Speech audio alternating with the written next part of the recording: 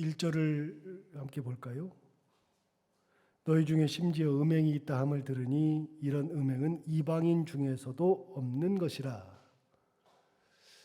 고린도 교회가 문제가 참 많은 교회인데요. 두 번째 이제 문제가 음행한 교회였습니다. 이게 이제 소문에 들린 겁니다. 사도 바울의 귀에 들린 겁니다. 심지어 음행이 있다는 말을 들었는데 이거는 이방인 중에도 없는 것이다. 공동체에서 그리스도 공동체에서 음행을 했다. 이방인 중에도 없는 그런 음행을 했다 하는 겁니다.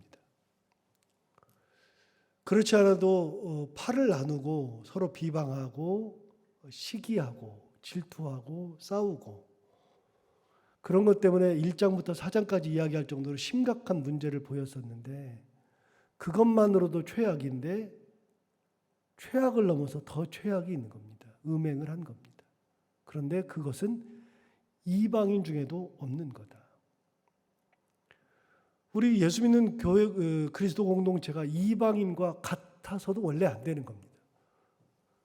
이방인과 같은 것도 예수님께서는 그것도 안 된다고 하신 적이 있었습니다. 이방인과 같아서도 안 되고 이방인보다도 훨씬 더 괜찮아야죠.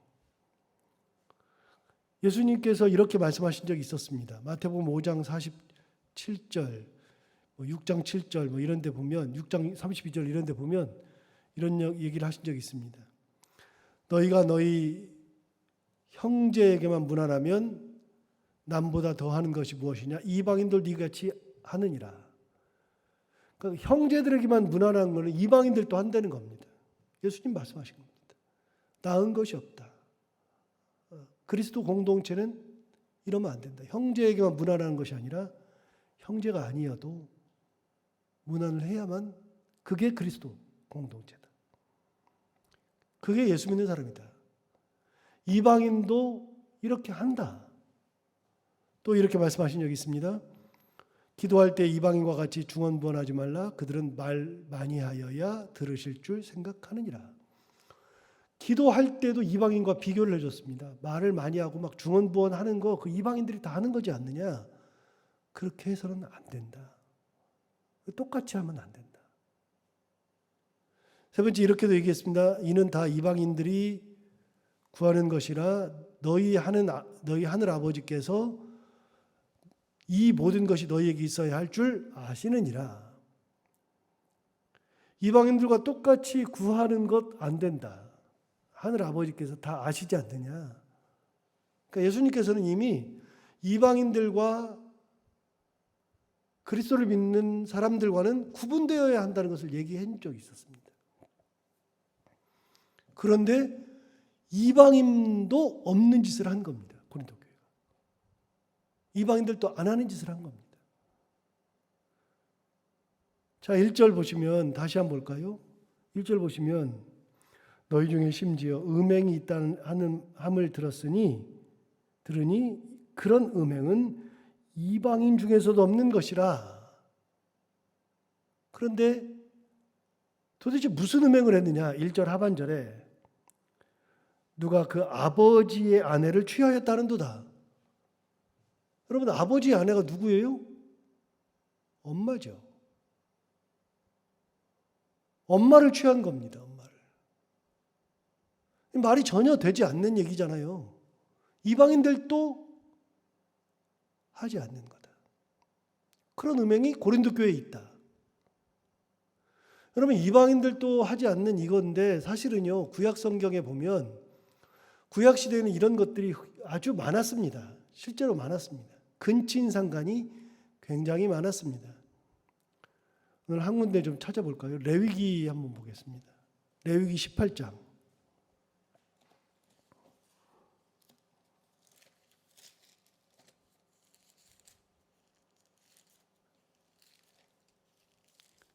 레위기 18장 6절부터 보겠습니다. 제가 가진 성경으로 구약 성경 174페이지.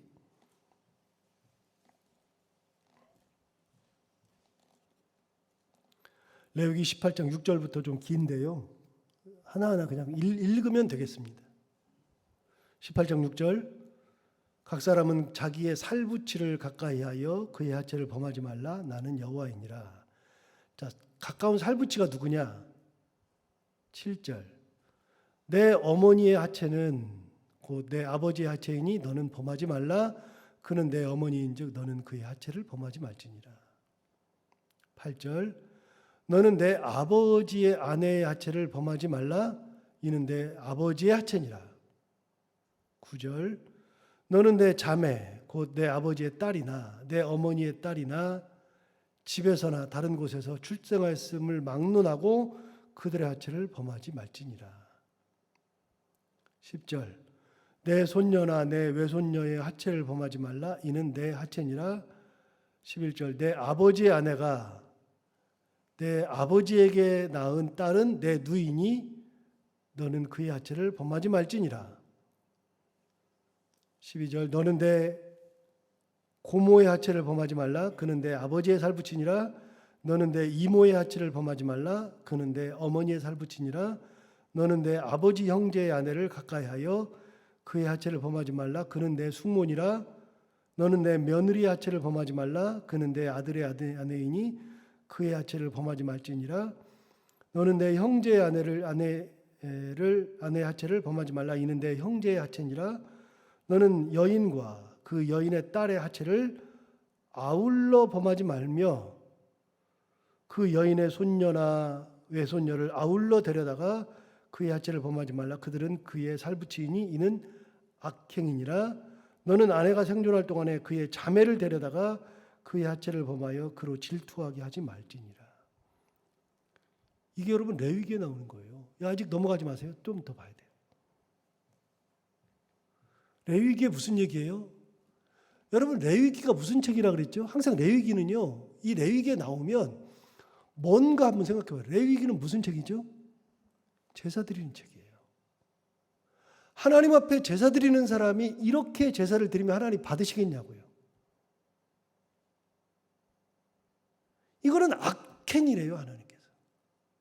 악행이니라. 자, 그럼 이런 사람들 어떻게 하느냐? 20장으로 넘어가 볼까요? 레위기 20장.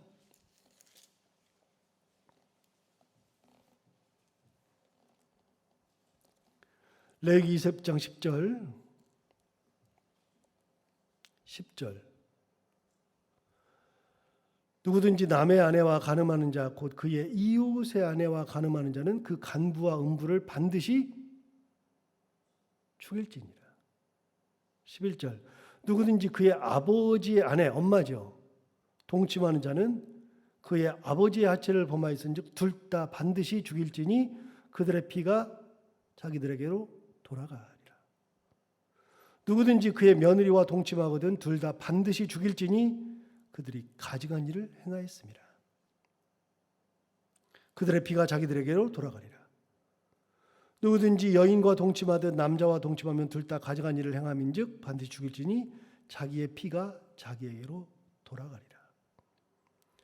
누구든지 아내와 자기의 장모를 함께 데리고 살면 악행인즉 그와 그들을 함께 불살을지니 이는 너희 중에 악행이 없게 하려 함이니라. 남자가 짐승과 교합하면 반드시 죽이고 너희는 그 짐승도 죽일 것이며 여자가 짐승에게 가까이하여 교합하면 너는 여자와 짐승을 죽이되 그들을 반드시 죽일지니 그들의 피가 자기들에게로 돌아가리라. 그 다음에도 많아요. 계속 나와요.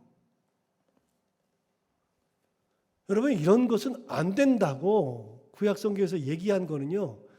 여러분 우리가 신앙생활하면서 이런 거는 거의 생각도 안 하잖아요. 그런데 구약성경에는 이게 구체적으로 들어있다는 얘기는 그 당시에 구약성경을 기록하는 그 당시에 이런 일들이 비일비재하게 많았습니다. 하나님께서 못하게 하신 겁니다. 그런데 레위기에 기록되어 있다는 겁니다. 레위기에 기록되어 있다는 것은 하나님께서 이런 사람들은 반드시 죽여버리라 그러잖아요. 그러니까 단호하십니다. 굉장히 단호합니다.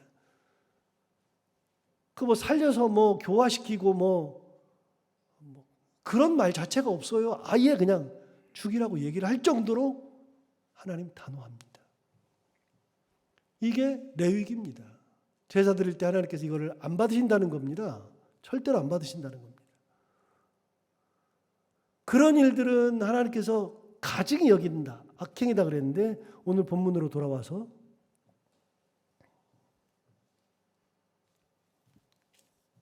너희 중에 1절을 다시 보시면 너희 중에 심지어 음행이 있다는 함을 들으니 그런 음행은 이방인 중에도 없는 것이라 누가 그 아버지의 아내를 취하였다 하는도다.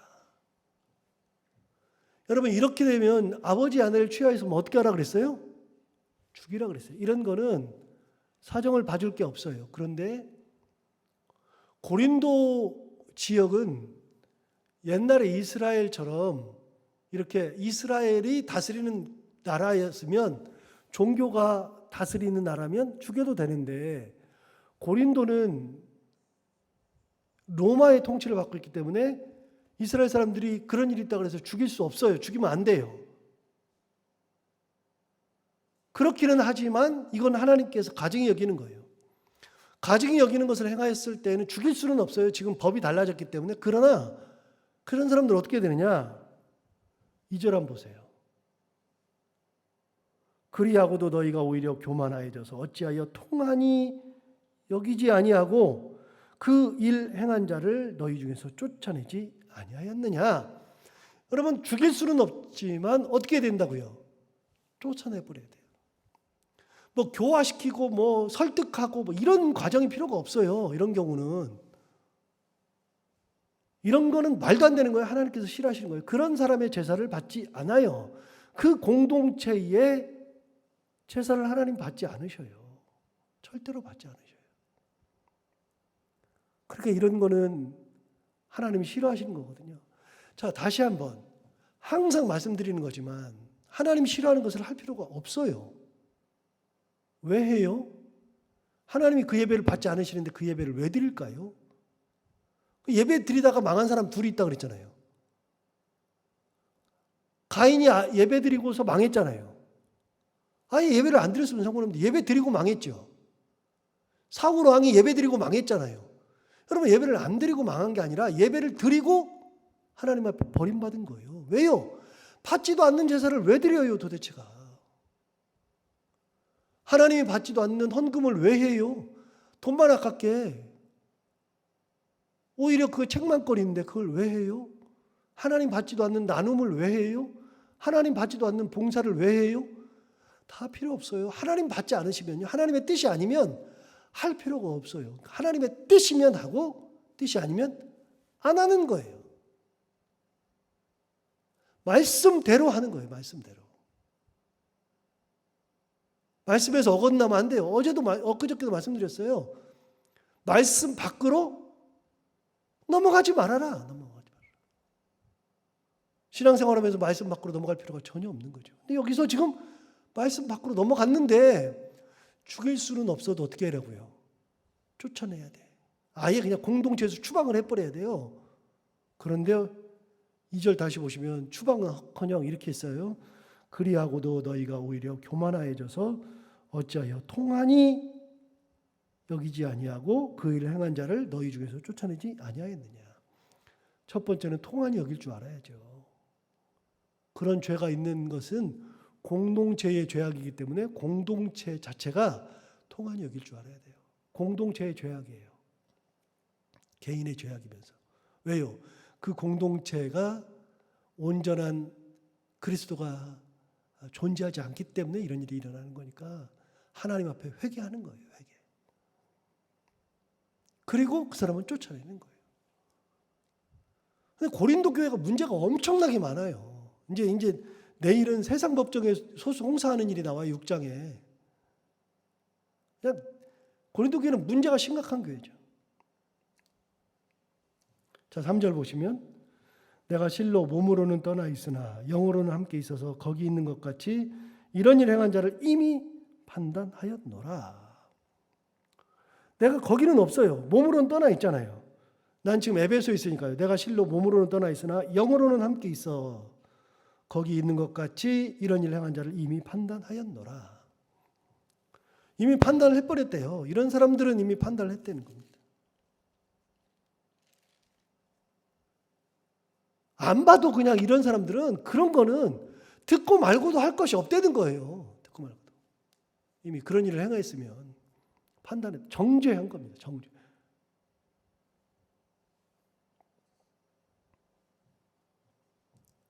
(6절) 너희가 자랑하는 것이 옳지 아니하도다. 그러면서 이제 이런 얘기를 해줘요. 적은 누룩이 온 덩어리에 퍼지는 것을 알지 못하느냐.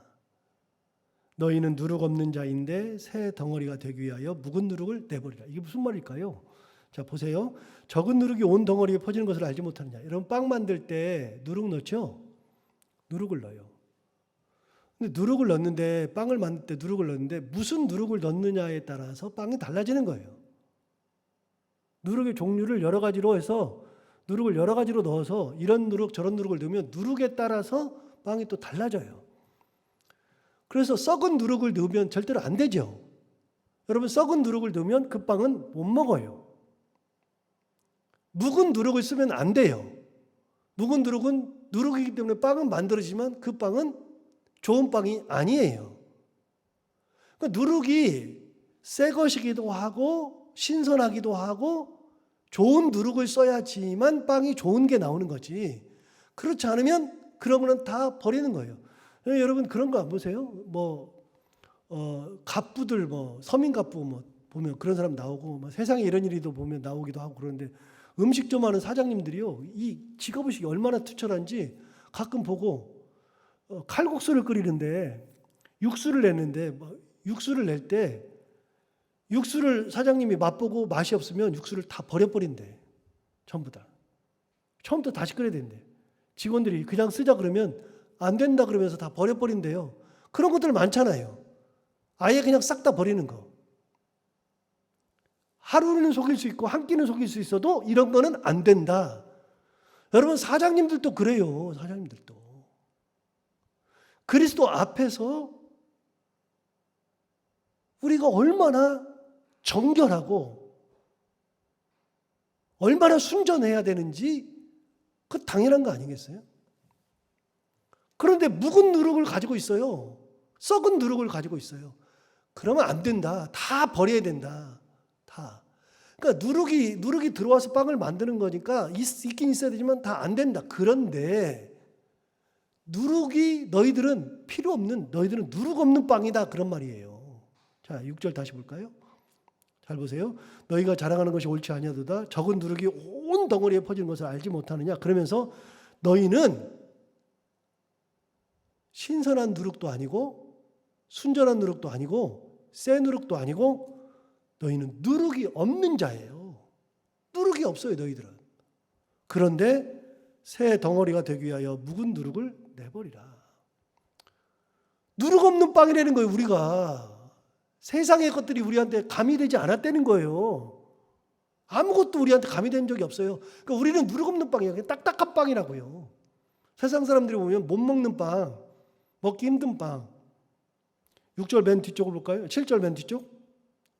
우리의 유월절 양 곧 그리스도께서도 희생되었느니라. 이러므로 우리가 명절을 지키되 묵은 누룩으로도 말고 악하고 악의에 찬 누룩으로도 말고 누룩이 없이 오직 순전함과 진실함의 떡으로 하자.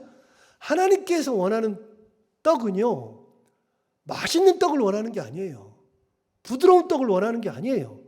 하나님 앞에서 딱딱하지만 변함이 없는 순전한 그 빵을 원하시는 거예요, 하나님께서. 그래서 여러분 7절 마지막에 유월절이라는 단어가 나온 겁니다.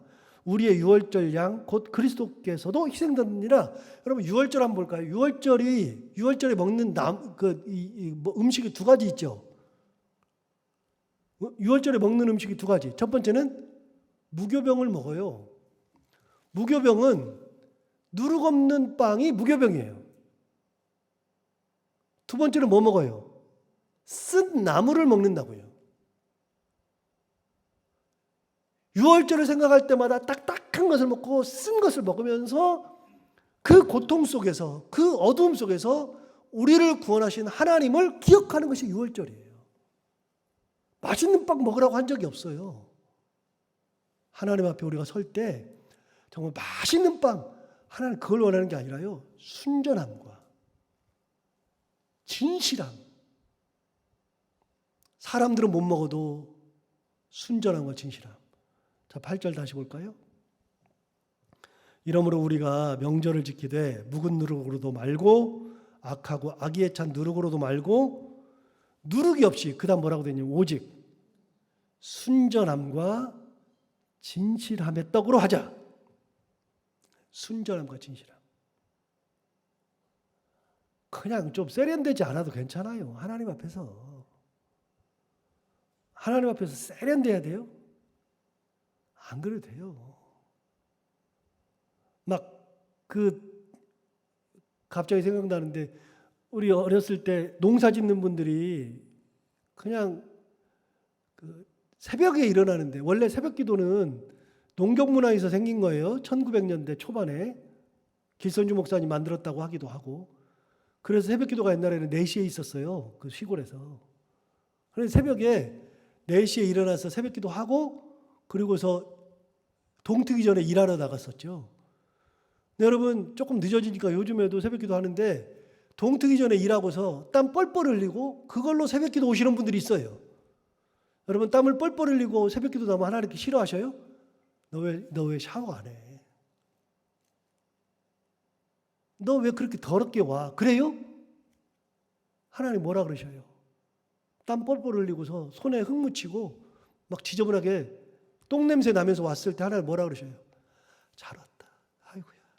너 대단하다. 고맙다. 누룩이 꼭 있어가지고 맛있는 빵 만들고 부드러운 빵 만드는 게 좋은 게 아니라 그리스도인들은요. 그냥 토박해도 괜찮아요. 세련되지 않아도 괜찮아요. 뭐라 그랬어요? 순전함과 진실함의 떡. 요령을 피울 줄을 몰라. 하나님이 하지 말라 그러면 안 해요. 하라 그러면 해요. 요령 피워봐야 아무 의미 없어요. 하나님께서 별로 좋아하지도 않나요. 하나님 뭐라 하셔요? 너 왜 요령 피워? 야, 네 머리 굴리는 거 다 보여. 그럴 필요 없어요. 하나님 앞에. 하나님 앞에서는 복장도 상관없고 땀 흘려도 상관없고 뭐라도 상관없고 순전함과 진실함, 누룩 없는 떡으로 왔을 때 하나님 받으시는 거예요. 이렇게 이방인 중에도 없는 음행을 했는데 그걸 막 쫓아냈어요. 그 당연한 거 아니겠어요?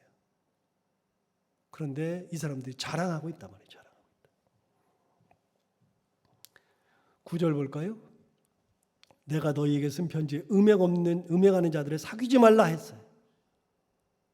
음행하는 자들은 사귈 필요가 없다. 이런 사람과는 같이 이야기할 필요도 없다.